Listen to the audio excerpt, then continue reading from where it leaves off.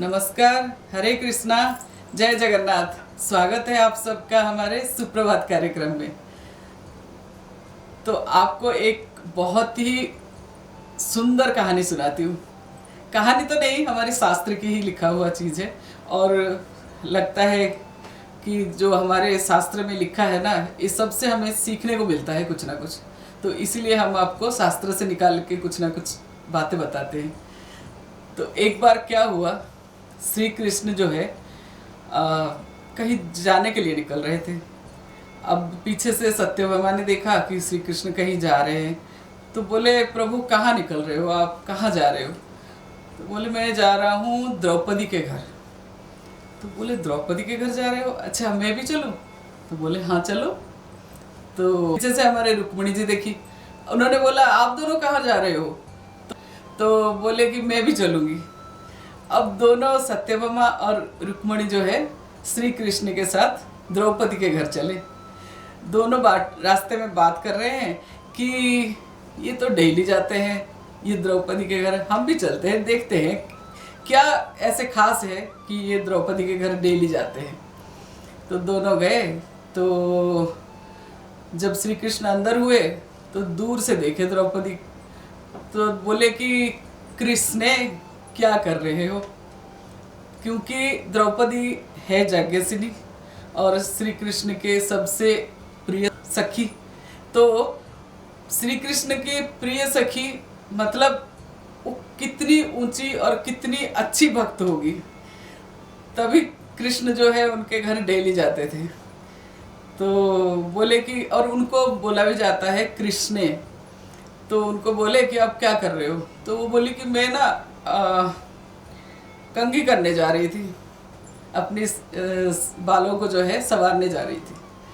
तो बोले कि अरे, इसके लिए तुम परेशान मत हो, दो दो भाभी आए हुए हैं तुम्हारे मेरे साथ, वो लोग तुम्हारे मदद करेंगे, तुम्हारे बाल संवारेंगे, तुम चिंता छोड़ दो। तो सत्यभामा बोली, अब मौका मिला है हम लोगों को, चलो चलो चलो, इसको ना थोड़ा सा तंग करा जाए। तो इन्होंने क्या करा, सत्यभामा वहाँ तेल लेके तेल लगाने लगी उनके बालों में। और जब तेल लगा रही थी तो जोर जोर से एक एक बाल जो है ना खींच के तोड़ रही थी। और एक बाल खींचा, आवाज आया, हे कृष्णा। दूसरा बाल तोड़ा तो भी आया आवाज, हे कृष्णा। फिर तीसरे बाल तोड़ी तो भी आ रहा है आवाज, श्री कृष्णा। ये कह रहे, ये कहाँ से आवाज आ रहा है?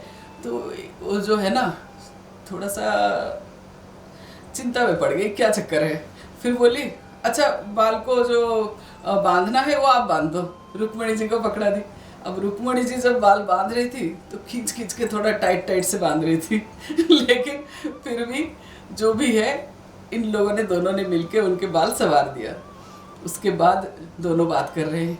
अब सत्यभामा बोल रही है, दीदी वो जब मैंने एक दो बाल तोड़ा तो मुझे हे कृष्णा आवाज़ सुनाई दिया, ये कैसे हो रहा है? तो इनकी बातें जो है ना कृष्ण ने सुन लिया। बोले, ये जो है ऐसी वैसी भक्त नहीं है मेरी, और ऐसी वैसी भक्त होती तो मैं डेली इनके पास नहीं आती। तो जो द्रौपदी थी उनकी रोम रोम से कृष्ण का आवाज आता था, और वो दिन में जो है 3 करोड़ बार हरि नाम लेती थी। तो कृष्ण बोले कि जो दिन में 3 करोड़ बार मेरे हरि नाम लेता है, समझ लो उसने सही में स्नान किया है। नहीं तो जो तेल साबुन पानी सब लगा के हम नहाते हैं वो स्नान नहीं है। स्नान तो असली स्नान वो है अगर आप दिन में 3 करोड़ बार भगवान का नाम लेते हो। देखिए आज की समय में ये हो सकता है संभव नहीं है, लेकिन वो थी भी भगवान की अनन्या भक्त। तो इसलिए रुक्मिणी और सत्यभामा दोनों ही अपने अपनी गलती को समझे। बोले कि हम तो गलत समझ रहे थे, लेकिन ये कुछ और ही बात निकली है। तो कहने का मतलब है, जो भगवान का नाम निरंतर लेता है, भगवान खुद उसके पास जाते हैं। हम तो मंदिर जाते हैं और भगवान को भगवान की जगहों में जाते हैं, धाम में जाते हैं, दर्शन करने जाते हैं, लेकिन भगवान खुद उसकी दर्शन करते हैं जो दिन में 3 करोड़ बार हरि नाम लेता है। कितनी बड़ी बात है। और द्रौपदी उस लेवल की भक्त थी, इसीलिए भगवान उनके घर डेली जाते थे। तो भगवत गीता में भी कहा है ना, क्या कहा है अभी बता। भगवत गीता में श्री कृष्ण ने कहा है, ये यथा माम प्रपद्यन्ते ताम तथा मेहम भजाम्यहम मम वर्तानुवर्तिन्ते मनुष्याः पार्थ सर्वशः। मतलब है कि जो मुझे जिस प्रकार भजन करता है मैं उसे उस प्रकार से प्राप्त होता हूँ।